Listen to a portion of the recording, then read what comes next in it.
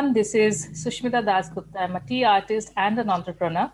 And this is the first edition of Tech Talk with Tea. Today, I have with me Nikhilesh Murthy, a close friend of mine and a very interesting person that you would get to know about. Uh, as this is a self introduction kind of a talk, I will ask Nikhilesh to introduce himself to us. Hi everyone, I'm Nikhilesh Murthy. I'm a marketing professional with 14 years of experience in the technology and technology services space. In terms of what's interesting about me, like Sushmita said, uh, I do a lot of things, but some of the things I've been spending the last 5, 6 years on is obviously traveling when that was still cool, and traveling with the sole purpose of discovering food and craft beer, tea, coffee across most of Asia. Uh, I spend a lot of time attending a lot of live music gigs with the independent music scene in India, which is much larger than what a lot of people think. I've spent a fair bit of time even writing as an independent contributor to a couple of publications on the music scene. And I'm waiting for things to go back to some form of normal so that I can go back to my gigs and traveling again. Awesome. I think you are one of those very rare technological techies, as we call them, who have other interests other than softwares and I don't know what you call all those things, right? Yeah, that's why I think Well, most techies don't think I'm a techie. okay, okay. I'm sure. I'm sure. I mean, looks like that way. And you mentioned about tea, so I remember that you had come to one of my tea workshop. Yes. Yeah, and you also wrote about us, tea and everything in your blog, right? So has that changed some of your interest in tea? I mean, are you drinking, what kind of tea you are drinking these days? Oh, in fact, right now I'm drinking a kawa from Kashmir. Okay, So okay, that's been a favorite because Bangalore's weather is delightfully unpredictable. So kawa works if it's hot or cold. okay. And I've been exploring a fair bit here and there. A lot of dishes where tea is an ingredient. For example, in Shanghai, I know it's not cool Uh, to talk about China these days, but in Shanghai, one of the dishes actually had prawns cooked in tea. tea. So I've discovered a whole different world beyond the Indian chai, and that's been all thanks to you, obviously. Thank you so much. So tell me something about your experience in Infosys, particularly when you left and then again you came back and you were doing something very interesting, yeah, as I saw and as we discussed. So why don't you tell us something about it? How is life at Infosys? So life at Infosys has been, to start with, I spent almost 6 years with Infosys before I decided to move on to a different kind of company, and then I came back for almost 3 years. And it's been a great learning experience in terms of, if I look at my maturity in the way I saw things then versus how I see things now, it's been a great learning experience. It's been a very humbling experience. And it's always interesting to be there in a company where you're actually seeing the company evolve in big leaps and bounds. So we went from the traditional, we're an outsourcing company, to saying, hey, no, we're a technology company. And a lot of things in artificial intelligence, machine learning, when it was just becoming like a big deal. And then to move into this company where among the IT services globally, Infosys is among the top 10 brands and actually jumped, I think, about 70 odd spots to become, I think, the fourth or third largest IT services brand across the world. So it's been a great journey to see even the kind of work I do evolve, and which is one of the reasons it made sense for me to kind of come back, because what I'm managing now is a completely new domain. So uh, for those who haven't been following Infosys, uh, we've launched something which is called Infosys Cobalt, and that's probably the first IT services brand in the market out there. So most of the time brands are for products, like you've got IBM Watson and Mm. some of the other competitors I won't name. But then for the first time, we said, hey, let's look at our collective knowledge of what we do in cloud computing. Mhm. Whether it is with software, whether it's with platforms, whether it's with applications, and let's put all of it together and tie it. Because when a customer buys things from you or talks to you as a company, they're not talking to buy one product. They're generally looking at a much larger chain across. And we said it makes sense for us to kind of put all these products, platforms, blueprints. We actually got something like 200 plus assets and some 14,000 pieces put together, which actually makes up what this Infosys Cobalt is all about. And that's a very interesting piece which was launched towards the end of last year, and I'm taking care of kind of growing the brand for that. So that's why I'm back at Infosys. So how you are seeing the market responding to this?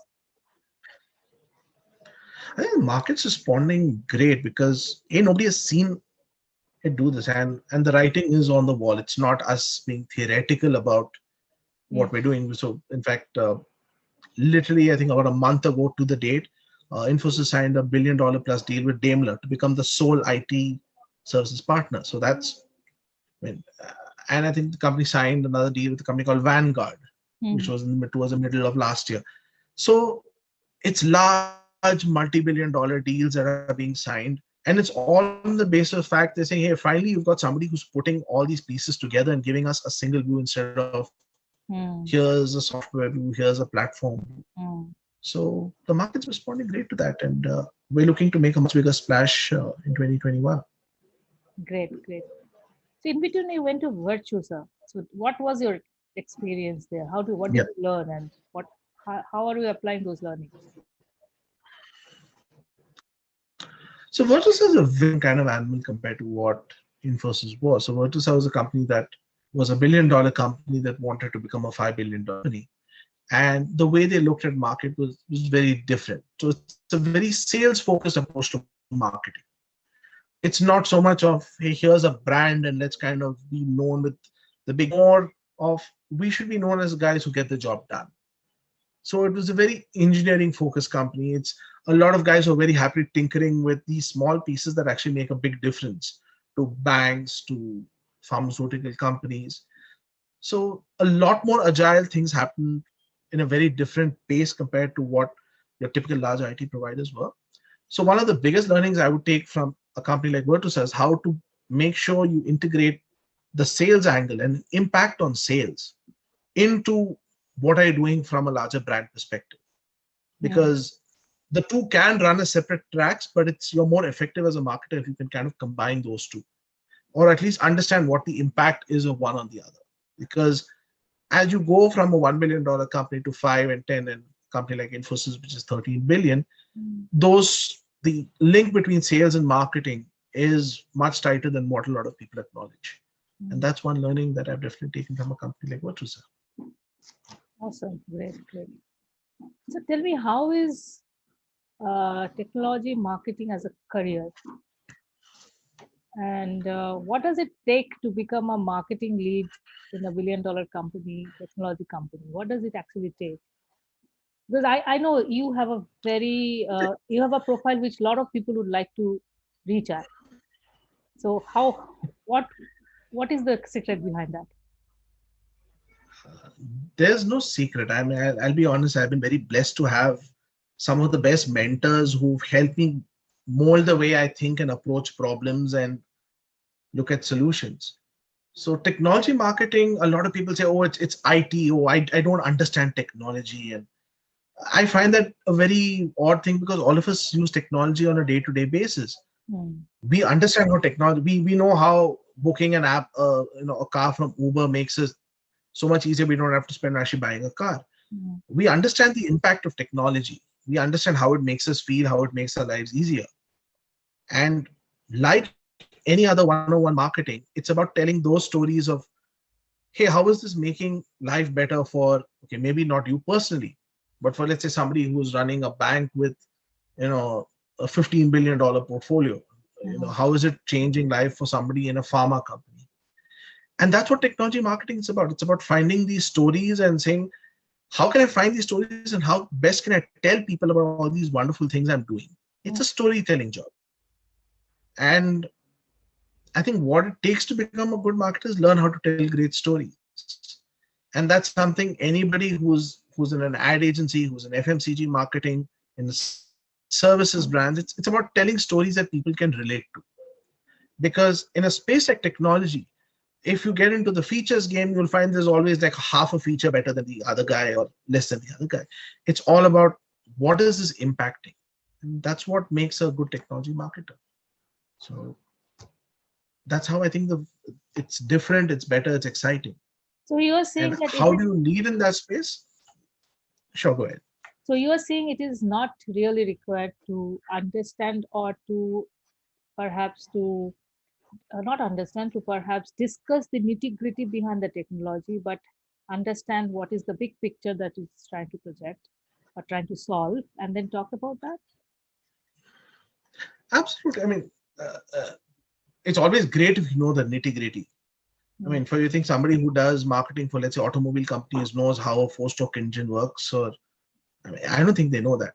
Talk to folks who, the big FMCG guys, you ask them, I don't think they have a background in chemistry to understand why one shampoo is better than the other shampoo. But they understand what is the emotion of using one product versus something else. I mean, you take tea as a great example. The I forgot which one of the brands, they done a very beautiful ad of the role tea plays in Indian society, and Mm. how it is like a father sitting in who's lost in a fair, and just the aroma, the son knows that his father will go to where the tea stall is. So it's the emotion that it evokes, it's the impact it brings. Technology is no different. It's great if I can start talking about how do I build this API, how can I create this platform, how do I migrate data from one point. Those are great discussions to have, and it's important, I think, for somebody to at least understand that theoretically at a high level. But at the end of this, to understand the impact in the story is what it's no different from any other marketing in that sense. I think that is a very good thing that you have said. So, what would be your three advices to young technocrats and management students who are trying to get into this kind of career? These are questions you normally ask people who have 25 years of work ex, but I'll give you my learnings. I mean, Uh, what I think the first thing I would say is definitely be curious about mm, things. Ask questions. I mean, mm, it's very easy to fall prey to, okay, I need to make a PPT, but what is that PPT actually doing? What's the message it's conveying? Why is this message better than the other message? mm, Uh, One of the standard problems we see, especially with folks who are just entering, is when somebody says, hey, build a case study on this. They're like, okay, we have saved the client $2 million month on month. mm, They're like, so what? You're doing 2 million. There's another company down the road that's doing 2.5 million. Another guy who's doing 10 million. So where's the story in that? So be curious, ask questions. What is it about? How are we doing it? Are we doing it different? Are we doing it better? Are we using automation tools? So be curious, learn those things. And I think that even applies to outside of the thing, because if you inculcate a sense of curiosity and interest in what people are doing, for example, let's say I was never a tea person till I met you, but I'm curious to know about tea. I will read up about tea every now and then. When I'm at a store, I will pick up new teas just to see how, okay, oh, this is better than what we are having. Try with a smaller box, and then so be curious. It gives you a sense of asking questions all the time, and that's a great thing. One of the things which I'm repeating myself is learn to be a great storyteller.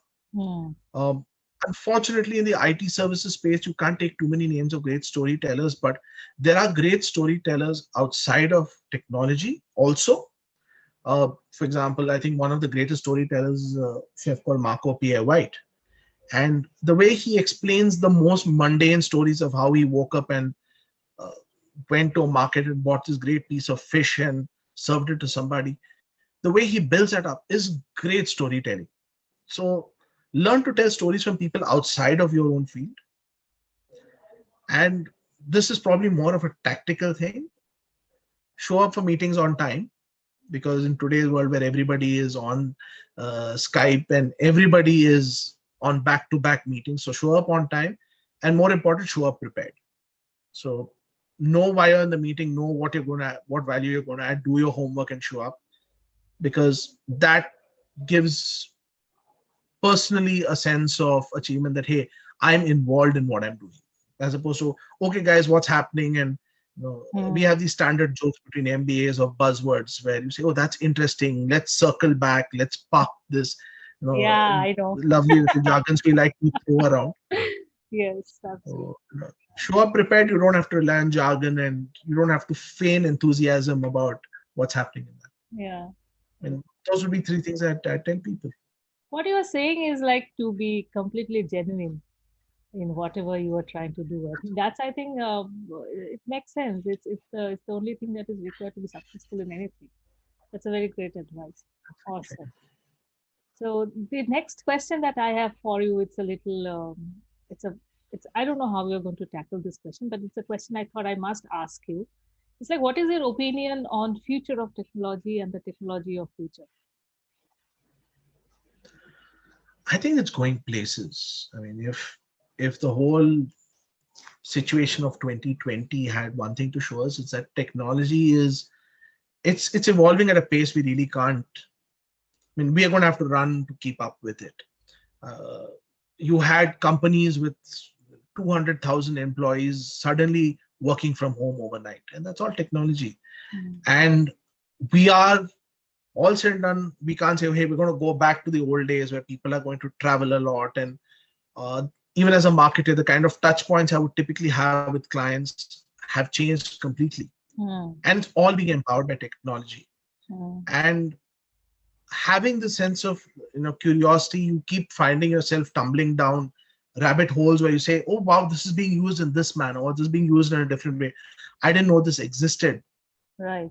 For me, I'm quite excited as a technology marketer because I mean the potential of what's going to happen is endless. Mm. I mean, I've seen in my lifetime great technology jumps from whether it was the first time we had those huge servers where way back in the early 90s I'd see it at my father's office, to having a phone with which I can pretty much do my entire day's work rather than extensive content writing.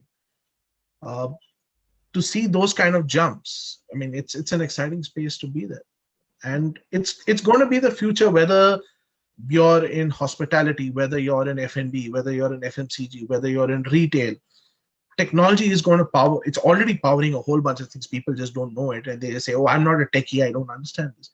But it's already powering and impacting most of our lives. Yes. And that presence is going to be, and I don't want to sound poetic, but it's going to be like omnipotent, almost like God. It's there everywhere, whether we like it or not. So it's an exciting time. Right. I think as a marketer, I would see that there's always a difficulty in changing consumers' habit. If you have a product or service which ultimately aims at changing consumers' habit, it always takes a lot of time. But with whatever happened in 2020, a lot of the habits have changed completely for everybody.